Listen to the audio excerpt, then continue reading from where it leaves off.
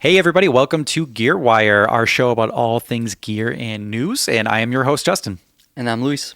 And we're going to dive into some news per usual. But before we get there, we have a fun segment here where we had comments on our last video. So we want to kind of check them out and see what people commented on our last video.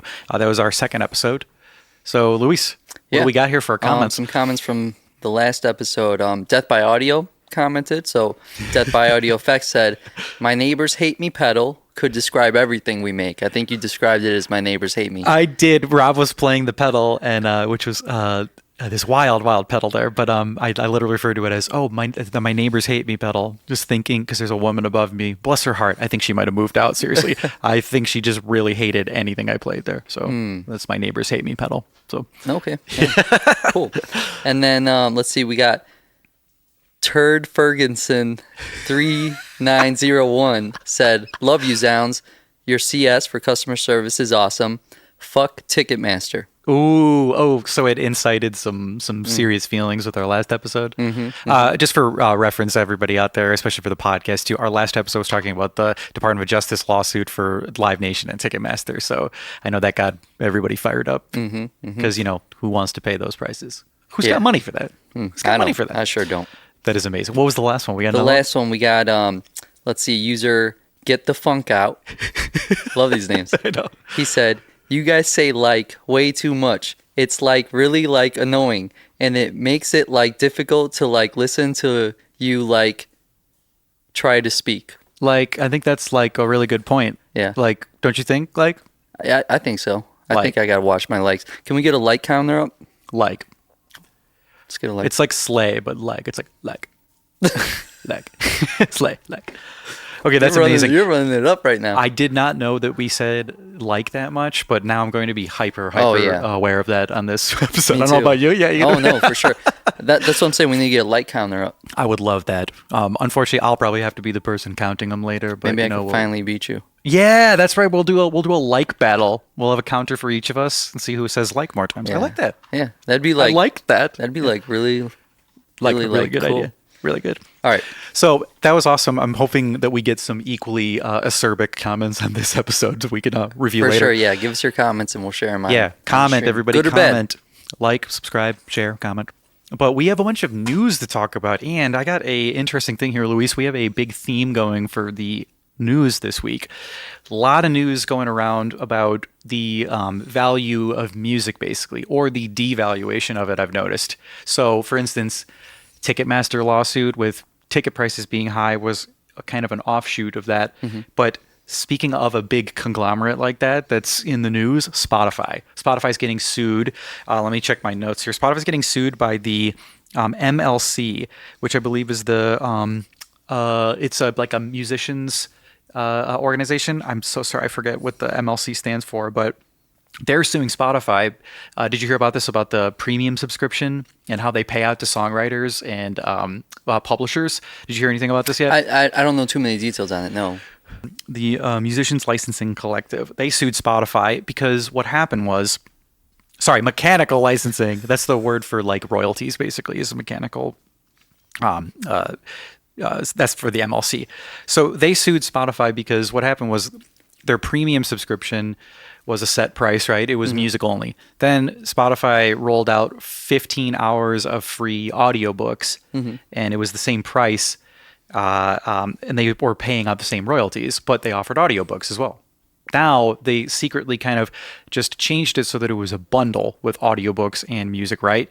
But because of that, they said, now it's a bundle. We're not just providing music. Now we're going to be paying publishers and songwriters less per play there for royalties there because it's a bundle. And they were like, they're getting sued because at one point they were offering audiobooks and music and still paying the same amount. Right. So now when they changed it, they're like, you're still offering the same music. Why are people going to get paid less when they're getting to access the same music? Yeah. Like, that doesn't make any sense, right? Not Just at because they all, added yeah. audiobooks. So Spotify was kind of pushing back on that with some public statements. But Billboard published an estimate that said that their songwriters and publishers are estimated to earn $150 million less next year because of that change. Less than what they're paying right now. Wow. So it's like, doesn't that sting? Yeah, that like really hurts. Like, look, ugh, as if it wasn't dicey enough. You know what I mean? Yeah. Man? Yeah, it'll be interesting to see where it all goes with all this streaming stuff. It's like you Tell me got to about be it. big. Got to be big. Yeah, it's really a numbers game. It's like Mm-hmm. now that they removed paying out any songs that get less than 1,000 plays as well. Mm-hmm. Earlier this year or last year, it's getting dicey. But my point is that all the news are about this devaluation of music, right? So the next order is the Wu-Tang Clan album. And before I Mm. get to that, though, because it's kind of a complicated topic, there was one saving grace here. The piece of news that you had to provide that's not about devaluing music. It's kind of a fun thing. And it was about our girl, T Swift, right? Oh yeah, yeah. So what's up with T Swift? So Taylor Swift was voted the 8th best guitarist in the last 2 decades in the new poll by UK guitar retailer Guitar. So out of all the guitar players in the last 2 decades, Uh-huh. she came in number 8. So she's top 10. So how does that make you feel? Like, how does it make you feel? Like, I'm not a guitar player, and that still is like, well, how Yeah, did like, that happen? Like, there's some politicking going on here or something. But Yeah, yeah. I get like she's influential Yeah, for exactly. sure, and she's huge, obviously. But I mean, what else can you say about Taylor Swift? Like Yeah. everyone knows at this point. But She's an institution now. yeah, but to put her, it doesn't really sit right with me to Yeah. put her like top 10 Yeah, guitar player in the past 2 decades. That's wild to me. I agree. But it's also not as close to my heart as I'm sure it is for you. So Yeah. what are your thoughts on that? This is like the equivalent of the Live Nation Ticketmaster news last time. Like now I would get fired up about this being like, man, like what? I do appreciate Taylor Swift, but it gets muddled because influence and the amount of plays that somebody gets shouldn't necessarily translate to how like skilled somebody is. You know what I mean? Like I think it should be a different metric. Like influence is so important in that. But just because she's a mega pop star there, I don't think it means that she deserves a top 10 spot, obviously. Like, don't think she's doing anything on the guitar that's signature or, like, unique. So that particularly bothers me as a guitar player. Where would you rate her playing out of 10? Oh, out of 10? Yeah, 10 being like, I don't know. I mean, she just is more of a songwriter, Like she serves the song with lyrics and like melodies. Like her guitar playing to me is never a focus. And I think they mix it that way a lot too. It's usually just a supplementary aspect. So I don't even have an opinion about hers 1 through 10 that wouldn't sound inflammatory because I would be like, I don't know, 5, 4. Yeah.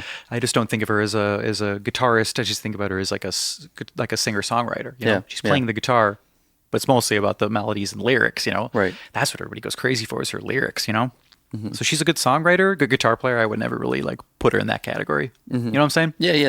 I think a lot of people got a bit fired up about that online. Yeah, I'm being so like civil about it right now. Yeah, Probably more civil than those people right, were. You gotta like when you talk about Taylor Swift, you gotta like walk on eggshells, because Yeah.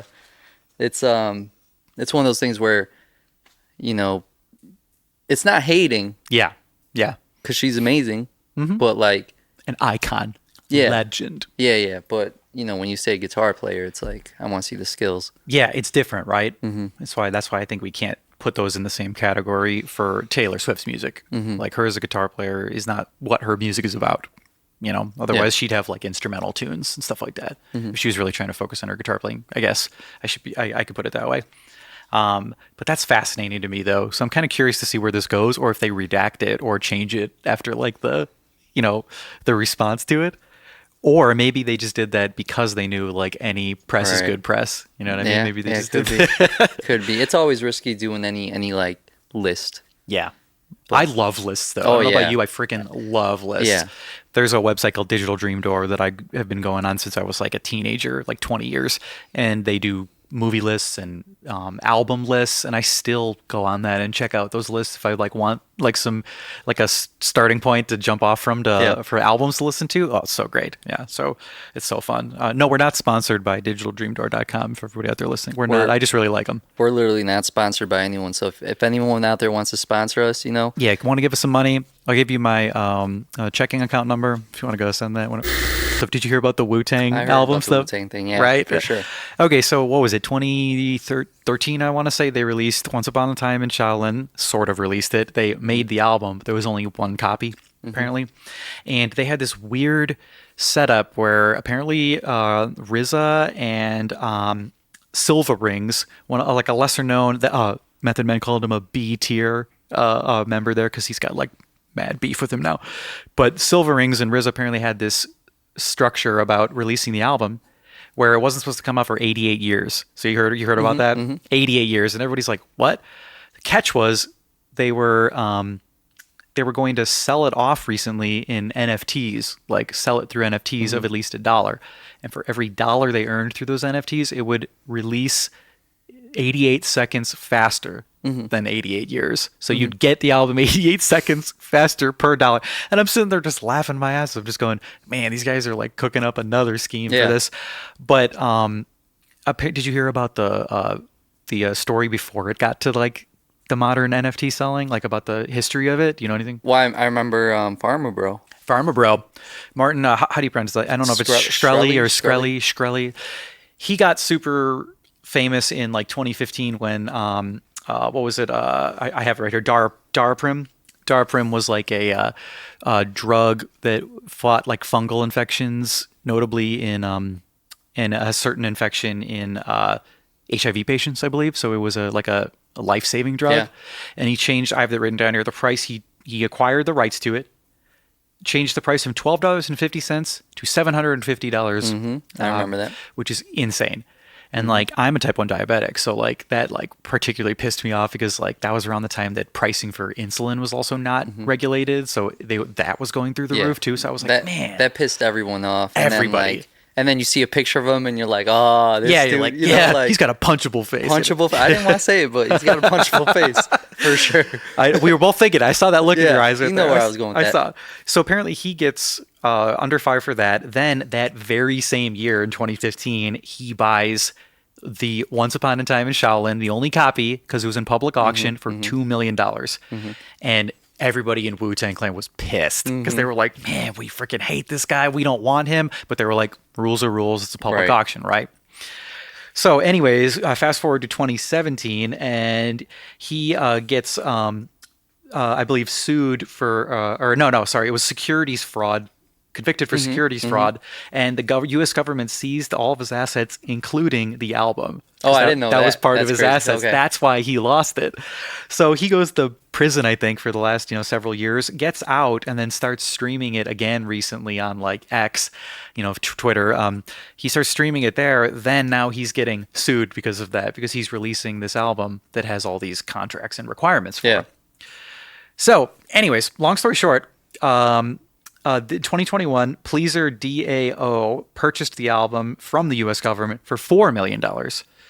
And that's when they had the thing where every dollar they receive reduces the release time by 88 seconds. Wow. So funny. But like, I think that's who sued Martin Shkreli, is this Pleaser DAO company. And I'm just dying laughing because like did you hear the backstory about it? No.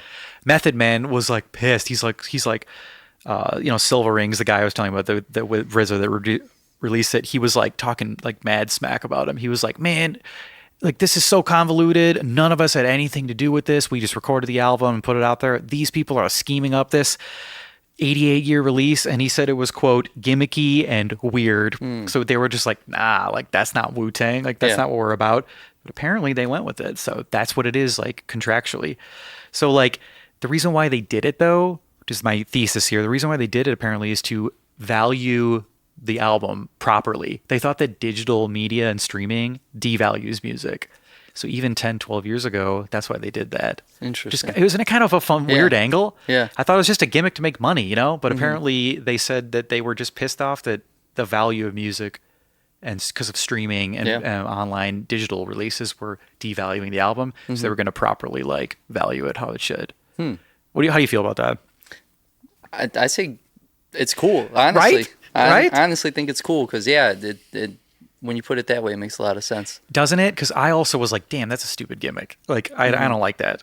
And as long as they're genuine about that's what they were doing it for, to value the music properly, I'm in for that. I think that's kind of fun. Because the only way that I can really support an artist right now is like maybe buying a vinyl or something. Right, and like that's about the best I can do. Because I mean, I use Spotify, like unfortunately. I wish I didn't a lot of times, but like I still stream, of course. Like do you use Spotify or Yo, Apple Music or something? I use Apple Music mostly. I use Spotify for like podcasts mostly. Oh, yeah, but, for sure. For sure, Apple Music, I'm all up in there. Yeah, right. So I think in a way, like they're right that like maybe it does devalue music the way we consume it now. So like good on them for like doing it this way. Yeah. Gimmick or no gimmick. Yeah, it'll be interesting to see. Like it's all coming in head now with the Ticketmaster lawsuits, Yep. the Spotify thing. Like, Yep. We'll see where it goes. We'll see where it goes, but Yeah.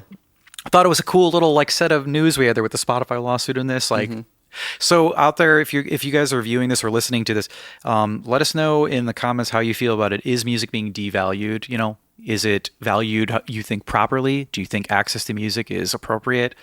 Let us know. Because our opinions are our own, but we're curious to hear what you guys say, and then we might get some awesome comments for next time that we can talk about then in the next episode. But now that we're done with our news, we got our buddy Martin here. He is a fellow zZounds employee and absolute bass shred master here. So we're gonna pop over and have him come in here and show off a brand new Genzler Kinetix 800 amp. So stay tuned while we hear from Martin next. So I got a question for you. This is the name of our company. How do you pronounce this? zZounds. zZounds? Is that the final answer? Yeah, zZounds. Okay. zZounds? zZounds. I just say Zounds.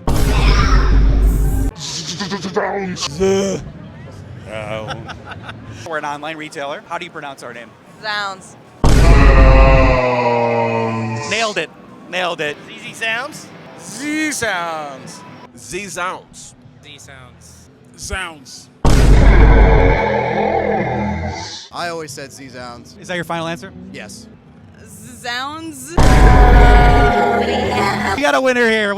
Ding, ding. Yeah, it actually is Sound. So,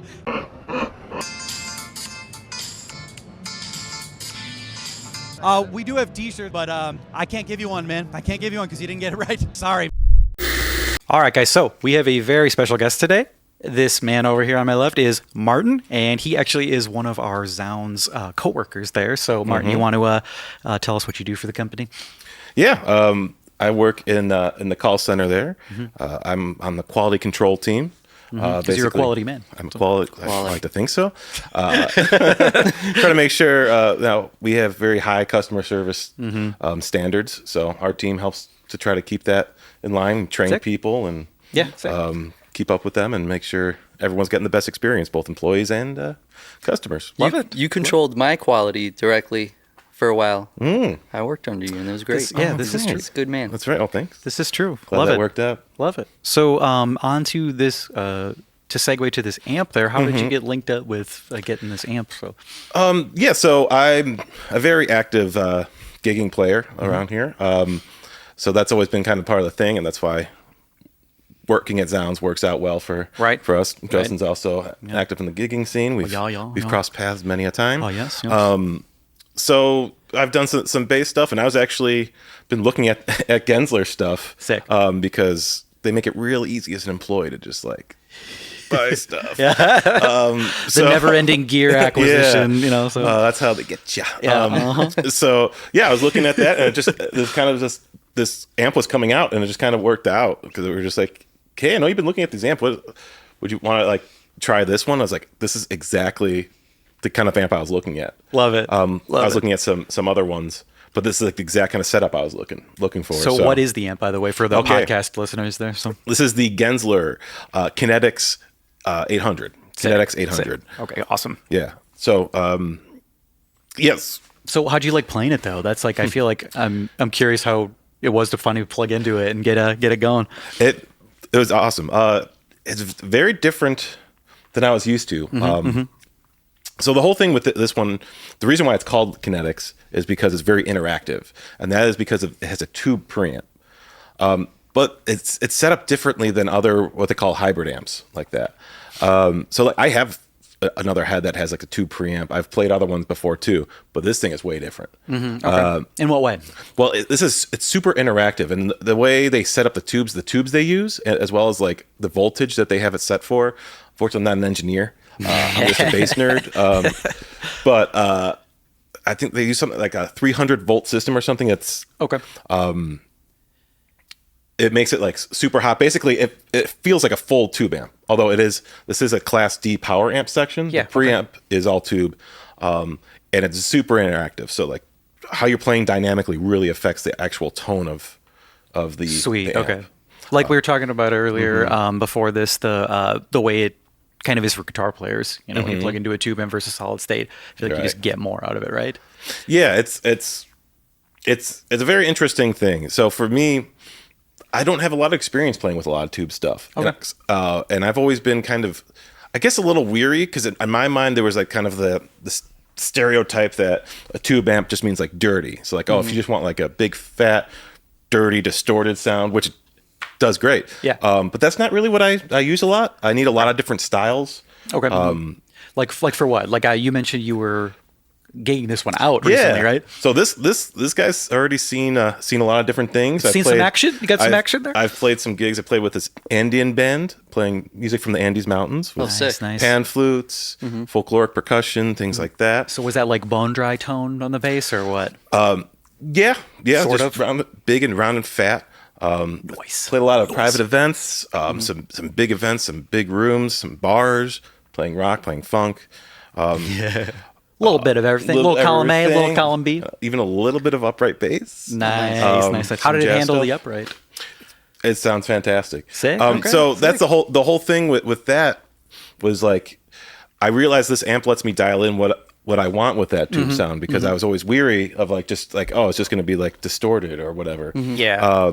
But with this, because there's a separate like gain and like volume on the input side, I can have, and how I have it set here is like a little bit lower of a gain, so it's not like overdriving, but then a little bit more of that volume. So it's just kind of a rich, deeper sound, but not dirty. You know? Yeah.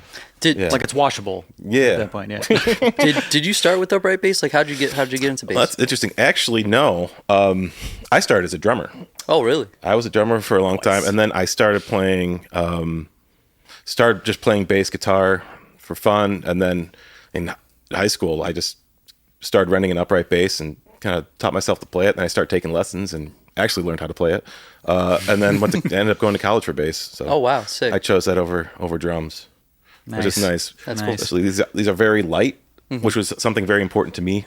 Yeah. So that was a big advantage over being a drummer. I'm sorry, drummers. Well, I mean, either way you win because drummers and bass players get all the gigs. You know what I'm talking about? So yeah, you win either way. So. two sides of the same coin. When I teach lessons, that's how I teach too. Okay. So Yeah, I've- drums or bass. Yeah, you I mean? teach bass and drum lessons, and Nice. if I'm doing, I played one or the other. So like if I have a drum student, I'm playing bass in our lesson, and vice versa. That's cool. Oh, yeah, that's super cool. cool. So far you use that on upright, the amp on upright, the amp on electric. Any favorite setting you've played or favorite gig you've played with it? Honestly, what we were talking about earlier, this very big, lavish bat mitzvah I played at, with this giant ballroom.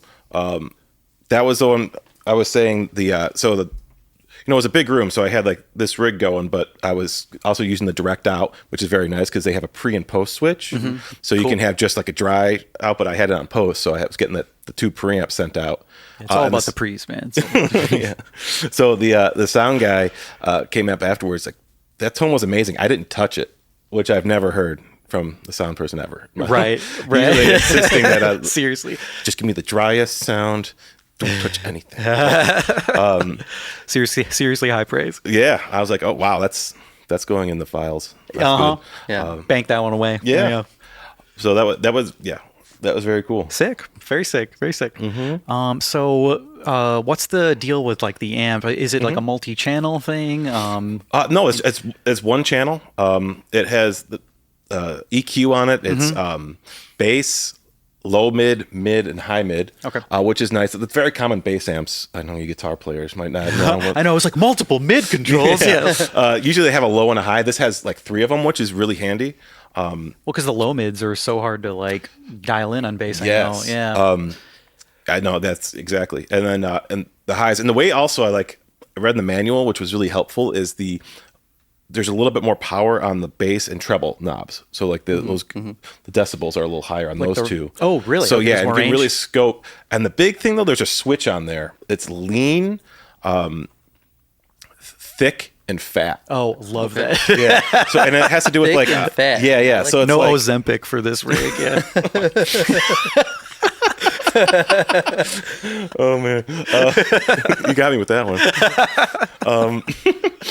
So the switch. Sorry, I just totally Sorry, derailed that at the was great. switch there. Okay, so with those switches, it has like a high pass filter thing, and like I don't know exactly, but there's like it's just like how it describes. So Yeah. it's like, and I have it live in the middle setting, which Okay. I like, but it's huge. Is the it? low end is gigantic, and especially like this bass has a big low end. And it's a 5-string, so it's got a low B, and that Sick. thing. Do you wanna throw us a riff? Yeah.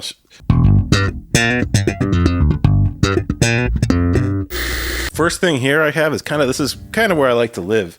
I have it like nice and punchy, quick response. This is where I want to like do short, staccato, funky notes. So I have it kind of like a little bit of treble kind of midway. Actually, it's not a lot of EQ, and with this amp, you don't have to do. It's like small tweaks go a long way. Okay. So I just have a little bit of push on the high mids, and then dialing it back in the regular mids and the low mids down a little bit, and then the bass up. Okay. And the treble. So yeah, bass and treble are kind of like flat there to a little bit bumped, and then Okay. a little bit. A lot of the definition and stuff for this town is going to come from the high mids. All right. So Gotcha, yeah, gotcha. that's just personal preference. Yeah, This is sure, Kind sure. of how I like it. It's really biting and it's cuts through and it's reactive and nice. Love it. Okay. Cool. All right, we've got a little riff for you.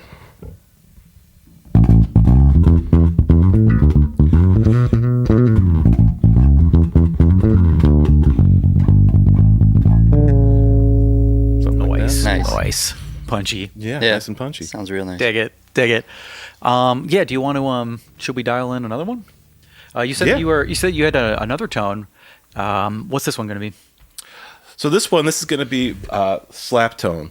Oh, hell yeah. So I'm going to be scooping a little bit more of those mids, a little bit pushing the bass and the treble, and just bringing down the mids a little bit. You said you're boosting the bass and the treble. Yeah, a just little a little bit. Yeah. Cool, okay. So Yeah. it's going to be a little bit more of a scoop EQ. bit. Nice. Does that work better with slap bass and stuff usually? In my experience, yes. Cool. Okay. Gotcha. Mm-hmm. Just so you can get like the thump and the snap. On it. exactly. Fired up.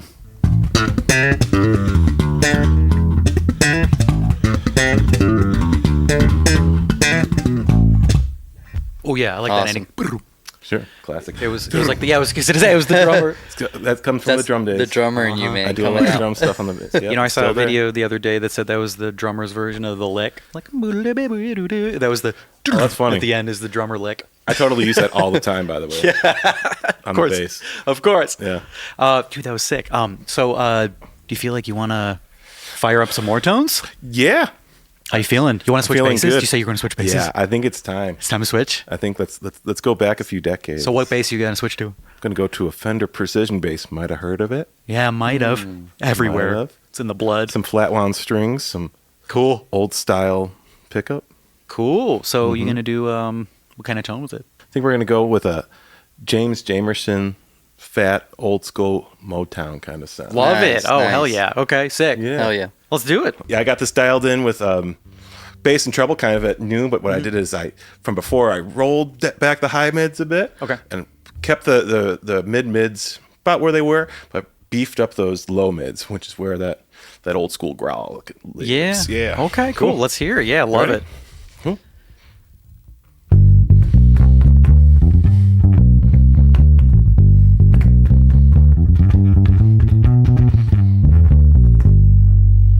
Dude, love it. I love that flat sound too on it. Yeah. It sounds so good with it. I Yeah. have this flat one. Hell yeah. Hell yeah.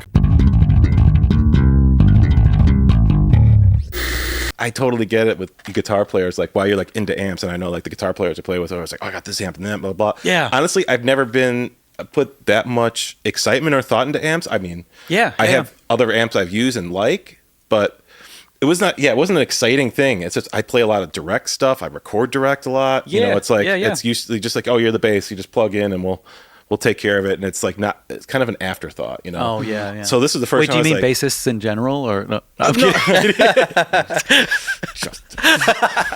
I'm kidding. Hey, I'm a bass Guitar player player. too. I'm, a No, bass he player. is. I'm speaking about myself. So yeah. But this was like the first experience for me to be like, oh, this is why people are like excited about amps, Right? Because this like it really colors and shapes the sound a lot more than I'm used to, and that's something I think I was scared about. Yeah, when yeah, I was yeah. talking about like because I kind of had that a connotation of that means dirty, distorted, which is cool sometimes, but like not what I need a lot. And that's not the case. So this has like a beautiful tone that like it really shapes the sound, but it's well, one, it's super flexible. Yeah. It's really adjustable, and it's like easy to adjust too, which is cool. That's huge then, because yeah. you know nobody wants a bad like user interface for the Totally. gear, you know. And it's easy to kind of go down that cross. I feel like bass gear specifically is really susceptible to that. Is it? Like, Yeah. I think so. There's like a lot of stuff where they can get really, you can really get into the weeds on stuff. Okay. Okay. But I feel like Genzler did a really great job of like really highlighting the points to make it super flexible and adjustable. Cool. But pretty easy to figure out and get a sound quick. Good. And so, do you feel like it makes you play differently then, kind of like having that tube kind of sound? Yeah, you know what? It does. And that's it's wild. I had no idea it would have any effect. That was like that first gig I played with it. That's when it was kind of a revelation. So what you're saying is you're justifying all of the musicians out there who have way too much gear. You're justifying all of our gear purchases, right? You're like, Absolutely. oh, it's just like I play differently. I need another one. I Right. need another amp, another pedal. Well, now I have to figure out how to take that sound on a different. Yeah, of course. Oh yeah. And then if Yeah. you play this pedal with this new amp, well, then I get a new sound. So I need more pedals. Like Now we're that's talking pedals. It's a whole different. whole other world, man. That's wild. More amps, more Yeah, pedals, more more amps. everything. zZounds, the online music shop ranked #1 in customer service by Newsweek magazine. Check out zZounds today. All right, so we have a game set up for me and Martin here, and it involves the bass, of course.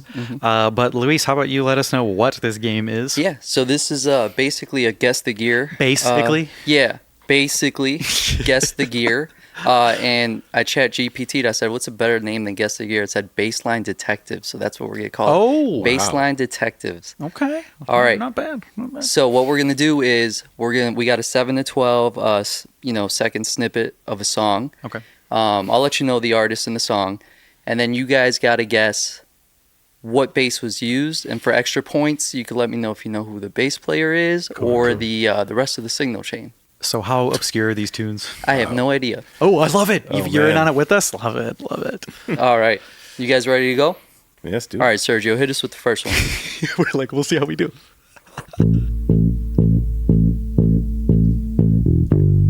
So, Talking Heads. Yep.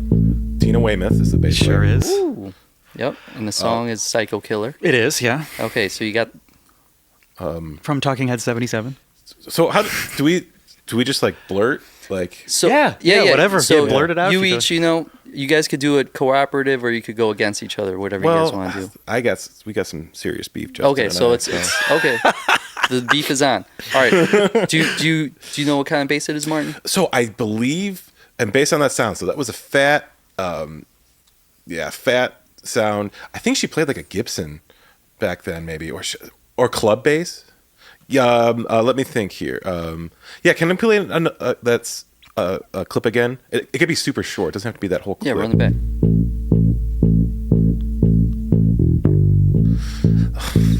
Yeah. So tough. That sounds like single coil pickups. This is why you're here, by the way, Martin, is that you'll have this insight. I mean, I'm sure there's a million people out there who like know like what kind of wire was in her bass used. I don't know, yes, so I'm yes. probably just a fool. Yeah. Nonsense. Yeah, I don't know. I'm guessing here. 'Cause I don't think she played like a P bass. I think she played. Or is that a Hofner? Oh, that sounds Hofner-y. That could be a Hofner club bass she played for a while. I agree. That does sound Hofner-y now that you mention it. Yeah. Watch out with this guy. Hey, there's He'll start being no like, yeah, it does sound like, and then he'll change his That's true. answer on you. there's nothing to win or So lose yeah, here. I guess that's gonna be Except- my guess is either a Gibson or I think a Hofner. What's your final answer? Do I have to pick one? Yeah, let's pick one. Final answer. No. Just for I'll say finality. the Hofner club bass. Okay. Should I go with the alternative there? yeah. I have no expertise in this, so I'll go with Martin's Gibson, an EB. Let's go with an EB. Okay. Both wrong. Nice. What was it? Was it a Fender bass? We got a Fender short scale Mustang. Mustang, that No. makes sense. I thought it sounded kind of P-ish. But short scale though, you were right on with the EB or the Gibson bass. Yeah, Like the 'cause gut feeling for that. That really. That was pretty good. Throatiness. I also like your detective work there and getting those clues together Yeah. and what you were looking for. It's cool to hear. See, I Baseline think I should have detectives. went with my ears because it sounded kind of like a P pickup, but then I just in my mind I don't remember ever seeing her play that. I always picture her with like that big club bass. Okay. So Okay. maybe I should focus on my ears and less on my like memory. Okay. Pretty good. It's even, right? Oh yeah, no, 0, I'm gonna 0. get none of them correct. You don't So know yeah, that. I don't so know. it's just I'm just gonna say that right now. All right. Next song, you want to cue it up, Sergio? Yeah, let's get that. Let's get our second one.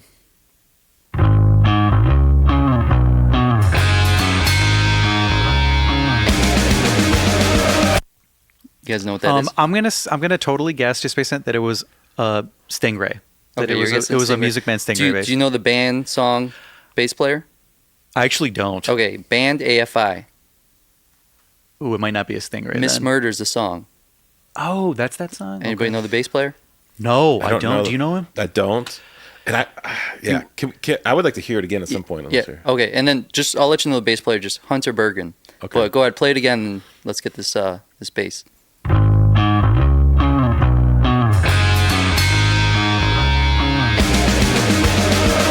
That sounds really nice. I'm still gonna go with like a Stingray.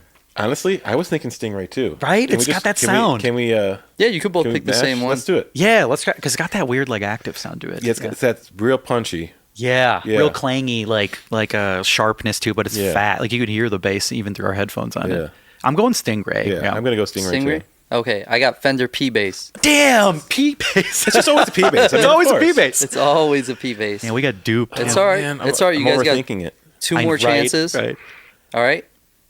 Let's hear the next one. You're gonna know this one as far as like song and everything. Go ahead. Okay. Wait. Yeah, no. I was just like, is that a Stingray too? I know this one. You know, yeah, you know this one. Rage Against the Machine. What's Tim? I forgot his last name. The bass player. I forget his What's name. his name? Comerford. Comerford. That's a J bass. That's a Fender Jazz bass, I believe. Nice. Well, I mean, he's so confident on it. I can't even just like. Yeah. You don't want to just pick. I can't even offer one. Nothing? What if I just jokingly just say, okay, I'm just gonna go Stingray again, just because he's probably gonna be correct. Okay. Being a fan. And yours was one more time. Fender Jazz bass. Okay. Why do you think it was a Fender Jazz bass? One, I always picture him playing that. It could be. Can I say Stingray. P bass then? I'll say P bass. 'Cause everything's a P But bass. two, I don't think this is a P bass for once. The other ones I can hear as a P bass because I hear that pickup. I hear that nasally Yeah. Yeah. bridge pickup. And he played a jazz bass. So it could Stingray would be be Stingray. plausible, but I think I'm gonna go with jazz bass. Okay. Fender jazz Final bass. answer? Final answer. Your final answer? Let's go Stingray. Okay. Why are you going Stingray? Just because Martin's confidence is infectious, so you feel like he immediately ruled out the P bass very confidently. So But it's been a Okay. P bass every time. I'll Okay. trust his expertise. Though. Okay. So final answer? Yeah. And final answer Yeah, locked yeah. in? Okay. It's our Ernie Ball Music Man Stingray bass. Oh no! Justin's alternate detective work, which had nothing to do with the instrument or the tone. No, I was like at first I was like, is that a Stingray too? And then like he we had like his own jazz bass for a while. Okay, Did he? whatever. Oh, yeah, shit, but okay. whatever. Okay. That's not. I was at the fun suck. fact. I was at the show a couple years ago where Zach Taylor broke his ankle or whatever. Oh, I was wow. at that show and he was like out for a bit of the tour. It was like the second show of the tour. I was like, ooh. But you know, everybody's getting old, so it's fine. It's fine. But anyways, I digress. So it was a Stingray. Yeah, it was a Oh, my Stingray. So gosh. Justin's got one. I We don't know got anything. we got one more left. So you could come back, Martin. Okay. He's won every game on this podcast so far. So I Not need true. Not true. You didn't win every game? Well, because I wasn't part of the last one. You know, that was like just a game for Rob. You know? Yeah. Yeah. That's true. He kind of beat us. He did. He Okay. whooped us. All right. We'll get him back one day. We will. He'll come Okay. back. Yeah. But Martin, he's beat me every time. So please, please. All right. Here we go. Last one. Hit us with this, Sergio.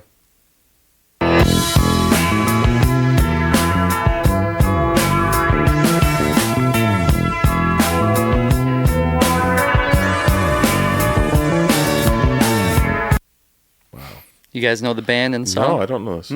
Space Hog. In the Meantime is the song. So I'm guessing you don't know the bass player. No.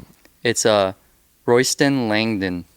Well, I think I said that right. That's a fun name. That's a sick. It is, yeah. bass That's a line. good name. Yeah, that's Yeah. a good bass line too. I like that sound too. Mhm. Okay. Can we play it one more time? Yes. Yeah, let's hear that.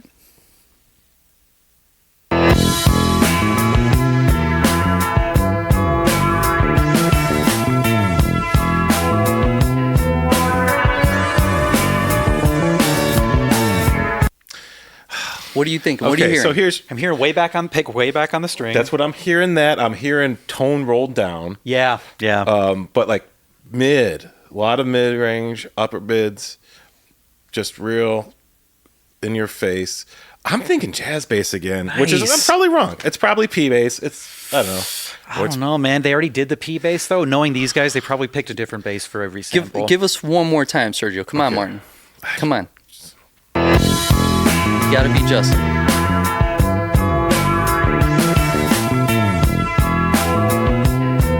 That's juicy.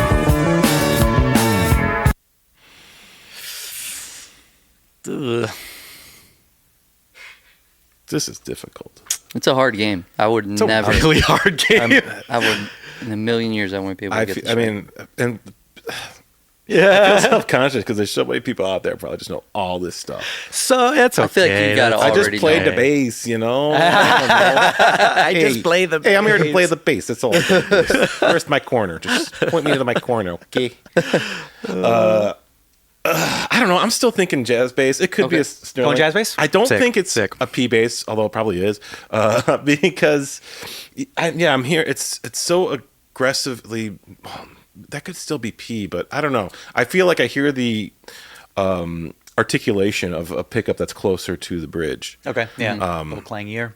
Yeah, but that like aggressive mid range. I'm gonna say Fender jazz bass again, and whatever. If I'm wrong, I'm wrong. Final answer. That's gonna be the final answer. I still think that they're gonna pick a different style bass. So I'm just gonna go like a Gibson, like a short scale Gibson again, even though it's probably not. Doesn't sound like it, but knowing my ear, I'll be totally wrong anyways. So I'm just gonna go like a Gibson, like grabber or something. Okay. Final answer. All right, guys. It is a Rickenbacker. No way. That's that a makes Rickenbacker. that makes sense though. It totally does, but that's not the typical Rick. When you think about like a Rickenbacker sound, I'm thinking of like Chris Squire, like really aggressive, bright sound. Not Yeah. that was an aggressive bass tone, but it was like real mid range heavy. Now, this is Yeah. based on our experts' best research. If we're wrong, let us know in the comments. Because what if you guys are right on that? What if we were right? Yeah. That'll keep me up. Let me sleep at night. You know. Wow, that's a curveball. That's a really good one though. The Man. Yeah, Rick bass there. Yeah. It was a hard game for sure. I'm impressed that Justin, you won again. I won on a technicality though, just because I was just thinking That was detective work too, because you explained it and you were like, Yeah. because of this, this, and this. Yeah, So it was yeah. like, you're like a TV, like the TV detective that has their like shtick. Oh yeah, You know? I'm like the Columbo of bass right now. Yeah. Which is like, yeah. that's dope. Okay, yeah. I'm just gonna chalk it up to me being like, that's bright and sounds active. It's probably a Stingray, and like just being lucky. So that's just pure That was luck. good though. But if we do that game again, we'll give you guys a lifeline next time because that's a hard game. I like that. That's This is hard. okay. Good. This will encourage you to come on and rip some bass with us again sometime. So Yeah. yeah, you're like, please, just no more games like that. Like, no more games. No more games. You're not a games type of guy, you know. I don't play games. No games. I No play games the for bass. Martin over here. Yeah, I play the bass. This is how I talk on a gig. I don't get paid to detect. I I get don't paid talk to like play. this ever, except on a gig. Yeah, that's the bottom line. All right, guys. Wait, is that the end of the game? That's is the that all end of our the game. samples? Yeah, you won, Justin. Congrats. Oh, no. Well, I guess I'm very looking forward to what games you guys come up with for the future with us. And Martin, any closing statements you want to make about the amp? Anything like that? Life in general? Some aphorisms for us? Anything like that? Well, it's been a pleasure hanging out. Yeah, and man. Playing this game, humiliating myself. And Now you know what it feels like. Man. It's every time for me. this amp has been a really fun experience, and I have a couple more gigs I'm going to take it out on. What's the name of the amp send it too for back. anybody who's listening later in the Yeah, podcast? this is the Genzler Kinetix 800. Sick. Huge fan, to be honest. it's gonna be my new rig. I'm buying one. Hell yeah. Oh, I know. Yeah. Guys, legit before the show started, Yes. he was like, I'm going to actually legit Yeah. buy one of these. I was like, damn, if that isn't like a sell right there, I don't know what is. Yeah, so it's very, very exciting.